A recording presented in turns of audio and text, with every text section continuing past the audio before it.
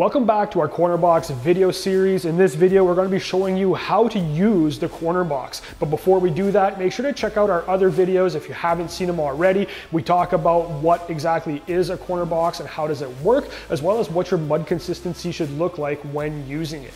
So let's just jump right into it. The first thing I want to mention before we even get our pump in the mud is how your corner box should be installed on your handle. I think, in my opinion, this is probably the #1 mistake that most people do, is when they first get their corner box, they oftentimes put the corner box on the wrong way.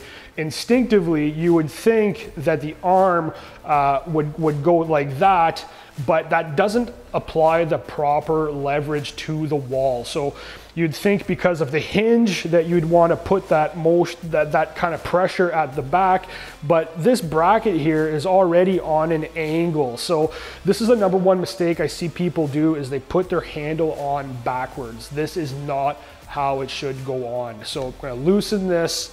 This is how the angle should be. So you want that bend going the opposite direction. There's already an angle on your back bracket here, so that provides the proper leverage. So again, you want the bend going away from your hinged gate at the back here.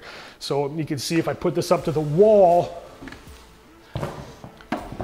you got nice leverage along the back. If you have it going the other way, like this, you just don't get the same leverage. So that's the #1 mistake I see people do, is they put this handle on backwards. So we'll get that out of the way first thing. Now we got our handle on the right way. I'm gonna torque that down. There we go.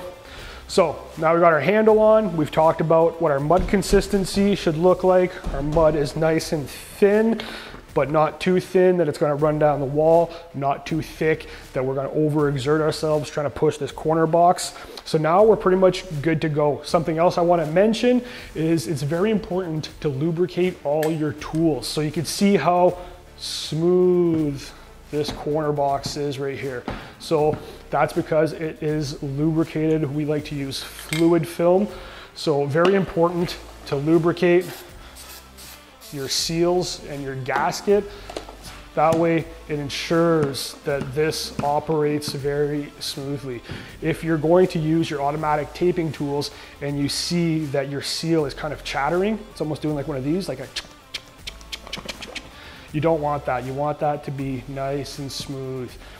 You don't want some kind of chatter along your seal, because that's going to translate onto the wall. It'll be harder for you to push, and you're going to see those kind of chatter marks along the wall. So always lubricate your tools before using them and after cleaning them. Very important. So you can see how smooth this is running. So that's what we're looking for. And of course, our nozzle in here is nice and clean. We cleaned it properly before putting it away last time. So now we're ready to put it to the wall.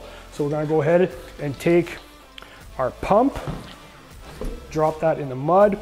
I'm gonna prime the pump, just run some mud through it, so we're not pumping water or air into our corner box. So there you go, getting the water out of it, getting a little bit of mud. There's our mud coming out. So now we're ready to fill up our corner box. So I'm going to close the back gate here, all the way to the front of the corner box. And then as I start to fill the nozzle up with mud, you're gonna see that that gate is going to hinge all the way to the back here, and it's gonna hit this little lever, which prevents the corner box from opening. So you want to make sure that that lever is turned down so that that doesn't open up on you and cause a big mess all over the place. So we're going to put our nozzle to the pump. I'm going to push that in like that. And I like to angle my corner finisher over the bucket of mud. That way, if mud comes out the nozzle here, it falls back into the bucket. So I don't want to be kind of like out here. Try to angle it so that it's facing the bucket of mud like that. And we're just gonna go ahead and start pumping. So I'm gonna close my gate just so you guys can kind of see. As I start to pump, you can see that back gate is kind of starting to fill up. And there you go. So now I can see mud is coming out the nozzle. If I continue to pump, mud's just gonna keep coming out the front here. So now we know that we're full. Our back gate has hit our little lever here, and mud is coming out the front of the angle head. So we know that we're full.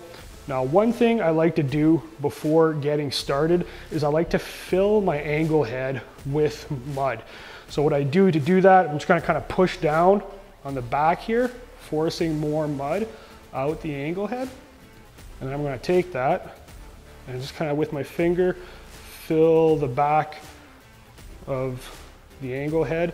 That way our angle head is nice and full before we take it to the wall.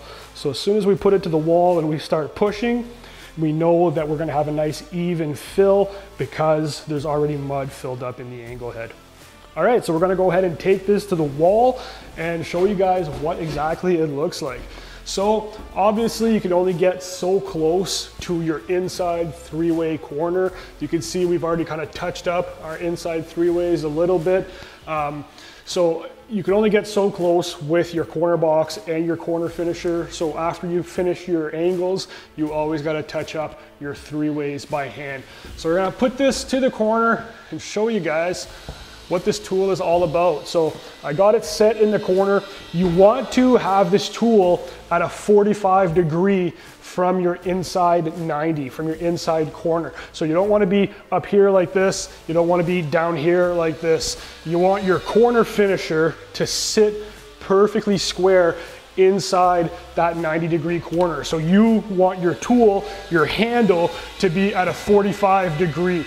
So you can see I've got it there. So we're nice, we're secure in place. You're gonna start pushing, and as you push, you're gonna start moving down the wall. Now, most of your strength is going to be on this arm. This is where you're going to be pushing. This hand here is mostly kind of just to direct where I'm going. So I'm gonna start moving this way, but all my force is up here with this shoulder.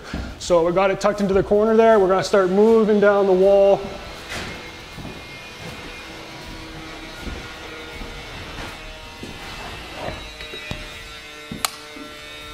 Usually, I like to do 2 passes.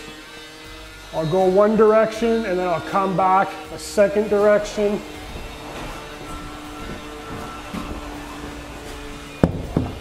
So there we go. We just did that corner right across. Now, if you take a look here, you can see I've got a little bit of overspill. That's not bad. That's acceptable to me because then I could just give that a quick clean, just take that bottom edge off with my knife. Now, this is one of the cons to having very thin mud. If your mud is very thin, you're gonna be pushing it out a lot more, and you might get a little extra overspill here and there. So you can see along this run, that was the only place where I had overspill. You can see if we pan along here, we've got a nice finished angle. So there's our first angle. Now we're gonna pump this up again. We still got a little bit of mud in here. We're about, I wanna say 3/4 of the way empty, but we're gonna pump it up again before we start our next run. So again, putting this into the pump. As I start pushing down, you'll see my back hinge is gonna start to kind of open up a little bit. You can see the handle is opening.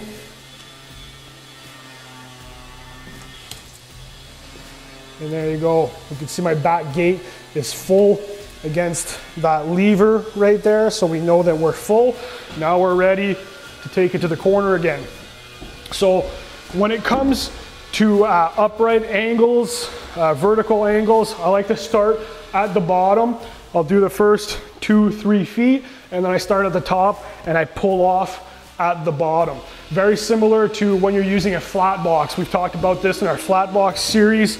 I like to start at the bottom and then pull off down low, so my flip is down low. It leaves a much smaller, tighter flip than if you're pulling upwards. So we're gonna start in our corner again. I'm gonna start down low. And I'm gonna put my elbow right into my side here, right into my hip, and that's so that I can get leverage to pull up. So you'll see I'm gonna crouch down, I'm gonna put my elbow into my side here, and then I'm gonna come up about 2 feet. That's done. Now I'm gonna start back at the top, a little bit away from my outside three-way so we don't get too much mud up there. And then same thing, I'm gonna put leverage on the top here. I'm gonna start going down, and I'm gonna pull off right at the bottom there. So if you take a look here, you can get a nice little close-up. You can see it's still a little hollow on the sides here. Our angle head didn't quite fill, so I'm gonna pass over that one more time just to get rid of that little hollow spot. There we go. Something else I haven't mentioned yet that I should quickly point out is which direction to run your corner finisher or your angle head. So you can see the blades at the top here. You want to make sure that the blades are at the back of the direction you're going in. So you got your little wheels at the front. It's a little hard to see here because they're kind of covered in mud, but you want to lead with those wheels. There's one on either side here. So when we go up to the corner, we're leading with our wheels, and our blades, which are at the top of the angle head, are at the back, because that's what's going to give us our nice tight finish, are those blades. And again, the angle heads are spring loaded, so you see if I push on here, you can see that kind of spring. So you want to make sure that when you put your angle head to the corner, that you've got it pushed in nice and securely in place before you start moving. You don't want to kind of have it in there and not push tight. So you can see I have it in the corner right now, but if I kind of push, you can see that movement there, right? You guys see that? So that's what we're looking for. You want to get it in the corner, you want to push tight, and then you want to start moving down the wall and applying mud. So again, with the blades at the back, wheels at the front, you're leading with your wheels. You do not want to run your angle head backwards like this. You will not get good results. It just doesn't work like that. So make sure to lead with those wheels, have your blades at the back, and you want to be on a nice 45 from the corner. So again, you can take a look at this. Very nice, even fill along that corner. Something else I want to talk about very quickly is drag. So this is again a pro and con to thick or thin mud. So if you can see here in the corner, we got a lot of drag from our corner finisher. Some people refer to this as Christmas trees because it kind of looks like a little Christmas tree, right? We've talked about this before with our flat box videos. Same thing applies with your corner applicator. So if your mud is very thin, it's going to result in a lot more Christmas trees or drag in the corner at the start of a run. So when you first put that box into the corner and you start to push, because your mud is thin, it's gonna overlap on the back of your angle head over the back of that blade, and it's going to result in a lot more drag at the start of your run. So this is an example of that. This is a pretty minor drag. It's not too serious. So when I go to touch up this three-way, it's going to cover that drag. It's only you know, kind of down about 3 inches. So that's easy to hide. But if my mud was any thinner, that drag could be like 8 inches down the wall. So by having a little bit thicker mud, it'll result in less drag when you start a run. So again, if your mud's thin and you're getting a lot of heavy drag, maybe try thickening your mud a little bit. Right now, I feel like my mud is the perfect consistency. It's coating nicely. I'm not having to overexert myself. It's not resulting in too much drag, and it's not making a mess all over the walls. So now we've kind of gone over the basics. I'm just gonna go ahead at my regular speed and you guys can just follow along. And if I see that there's any tips or tricks that come to mind as I'm working, then you know, I'll make sure to share those with you. One thing that comes to mind right away, as I'm starting on this little run here, you don't wanna start on the outside going into your three-way. Because here I could start in my three-way and I could just pull past the corner bead, as opposed working myself into the corner and possibly, you know, hitting the other wall and making a dent. So you always want to work typically from your three-ways out if you're not working into an inside corner. So in this example, you know, we can run past this corner bead, so we could just pull off this way. When we're doing this wall here, we'll start into our corner and we could pull off past the corner bead. I'm not gonna start at the bead. Well, I mean, I'll just go ahead and I'll show you. So I could start here because I'm gonna do 2 passes. Like I said, I like to go over things twice. So I'll start maybe an inch or 2 from inside the edge of my bullnose bead. I'll pass once, come back, start in my three-way. I'll finish off that half of the angle, and then I'm gonna do the whole thing over again and pull off past that corner bead. Now here's another little good example. You can see there's a little chunk of crap right in the mud there. You don't wanna leave that there. That's not gonna sand out very well, so you just wanna pick that out. Call those hitchhikers, little hitchhiker there. So then I'm gonna go over it one more time just to get rid of my finger mark.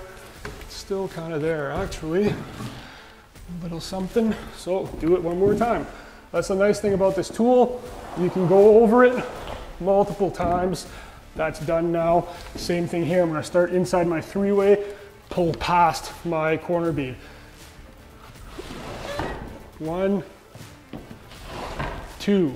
Now I'm gonna start at the bottom. Again, I'm gonna tuck my elbow into my hip so I got good leverage for that corner.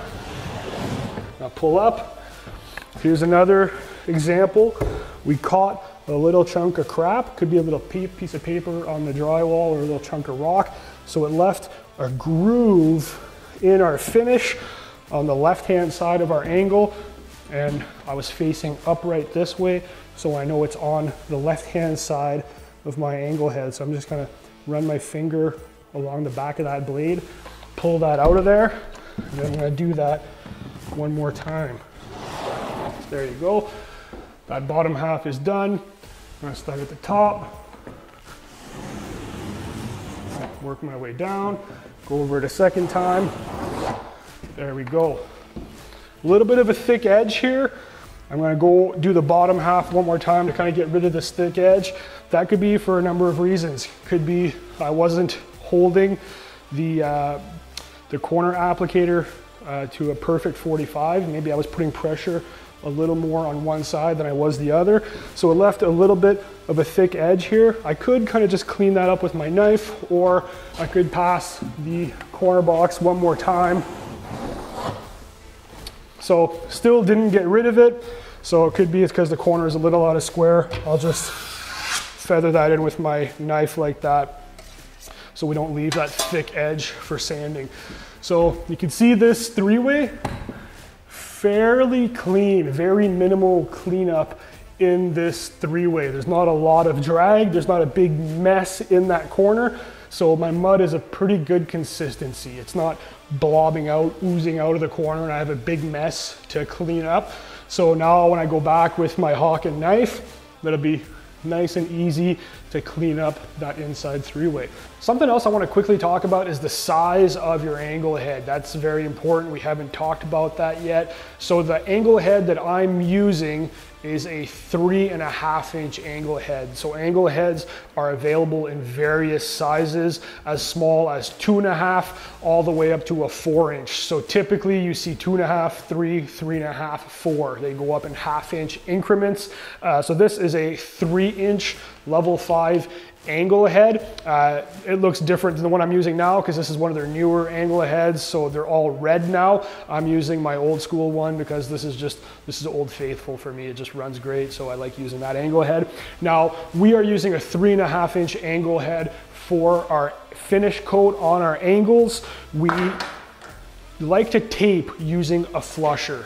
Now, there's a lot of different combinations you could use for how you apply your tapes and how you finish them. There's different sizes and there's different styles. So we use a flusher for applying our tapes. You could use an angle head when applying your tape, but I find that an angle head, because it's spring loaded, it almost takes too much mud off, in my opinion. And then I find when I'm doing my finish coat with my corner box that sometimes I end up seeing the tape flashing through the mud, because the first coat, when we were applying our tapes and wiping the tapes, if we use an angle head, it almost takes too much mud off. I find I get better results when I'm taping with a flusher. So this is not, it's not spring loaded. It's not like a mechanical angle head. It's just a tin flusher. They leave a very nice finish as well. So we like to tape with a flusher, and then we do our finish coat with an angle head. So our flusher leaves a little more mud in that inside corner. So if you take a look here, if we take a look at this angle, this hasn't been coated yet. This is just our tape coat using a 3-inch flusher. And you can see our tape is nice and full. So it results in less mud needing to be applied for our finish coat. So again, you can experiment yourself with what gives you the best results. There's nothing wrong with using an angle head for your tape.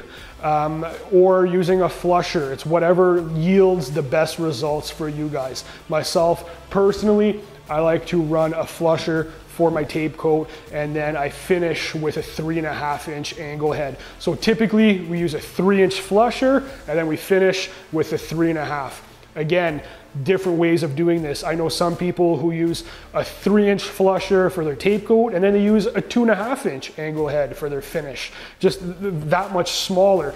Generally speaking, you go bigger. So if you're using a 2.5-inch flusher for your tape coat, you'd use a 3 or a 3.5 for your finish. Or if you're using a 3-inch flusher, you'd use a 3.5 or a 4-inch for your finish. But again, do what works best for you, what yields the best results on your job sites. So again, myself, I like to use a 3-inch flusher for the tape coat, and I use a 3.5, which is what we are running today on our angle head. So I'll go ahead and I'll show you. Again, this has not been coated. This is just our tape coat, and you can see how nice and full that tape is, right? The tape is pretty much all hidden. You can barely see any of the yellow from the paper tape. So very nice full coat with our 3-inch flusher. And I'll show you what that looks like after we pass our angle head. So going across one direction, I'm gonna finish that half, and then I'm gonna come back and do the whole thing over again. And because I'm working inside 2 walls, I'm gonna have to lift off in the middle somewhere. Unlike an outside corner where I could just pull past the corner bead, here I'm working between 2 walls, so I'm gonna have to leave a flip somewhere in the middle. You could also carry your flip right to the corner and kind of pivot your box out. Myself, I don't mind leaving a flip somewhere in the middle, leave a little flip right there. But what some people will do is they'll carry that right to the outside corner, and I'll show you an example of what that looks like. So you would go right till you get to the corner, and then as you get to the corner, you kind of tilt your box down so that you can get right to the 3-way. So I kind of slowed it down a little bit there to show you guys, but I'll do it faster going the other direction. There you go. So you can take that right to the 3-way. That way there's no center flip that needs to be sanded out. Again, outside corner, I could start in the middle, just pull through my corner bead. 1, 2. Same thing here, I'll start at the bottom. I'm gonna tuck my elbow into my hip. Got good leverage, so I'm not overexerting myself. I'm gonna start at the top, push, work my way down. 1, 2. So again, I ran it right to the bottom. Some people will leave a flip halfway. There's nothing wrong with that. You're just gonna have to sand that flip when you come to do your final sand. So all kinds of different tips and tricks. I'm gonna go ahead and do this long run. We're almost out of mud, so I'll kind of show you what happens. There you go. You can see, just ran out of mud there. You're not gonna go too far with no mud. So now we're gonna go ahead, pump this up again. 1, 2, 3, and we're full. You can see the back gate is hitting our lever right there. I'll start in this corner.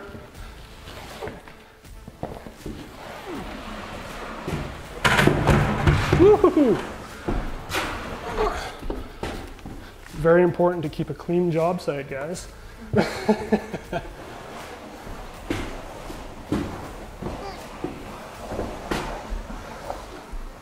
There we go, no flips. We carried it right to the corner. Again, elbow into my side, get good leverage. You can see I'm gonna force right in here, tuck it right into my side. That way we're not overexerting our arms. I'm gonna carry that right to the bottom. Picked up a little hitchhiker, a little scratch in my corner box. So I'm gonna do that again, start at the top.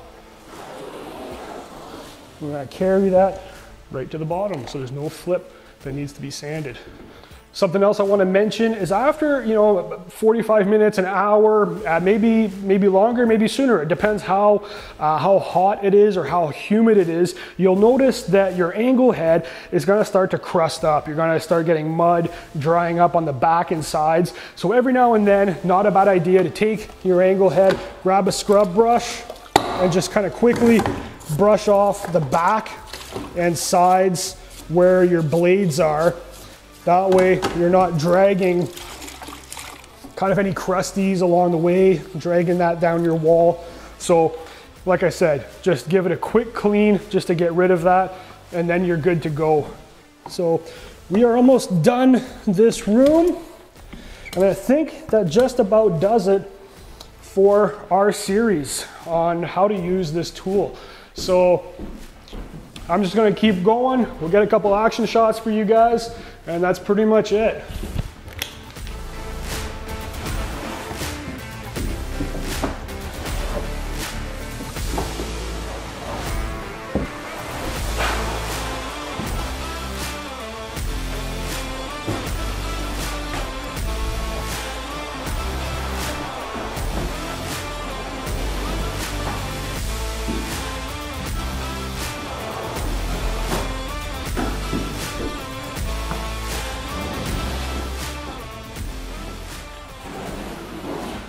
Out of mud. So you can see you don't go super far with a 7-inch box, so I would recommend springing for the 8-inch. It's a little more money, but you will get that much further along the wall, and it's less trips back and forth to the pump. So that just about wraps up this video on how to use the corner box. I hope that was helpful and hope you guys were able to learn something from it. Thanks a lot for watching and have a great day. Hey, thanks for watching this video. I hope you enjoyed it and you were able to learn something from it. If you didn't find what you were looking for, make sure to check out our other videos because we are constantly uploading new material. If you like what you see, make sure to hit that like button and don't forget to subscribe and hit the notification bell so that you get notified when we release new content. Thanks a lot for watching and have a great day.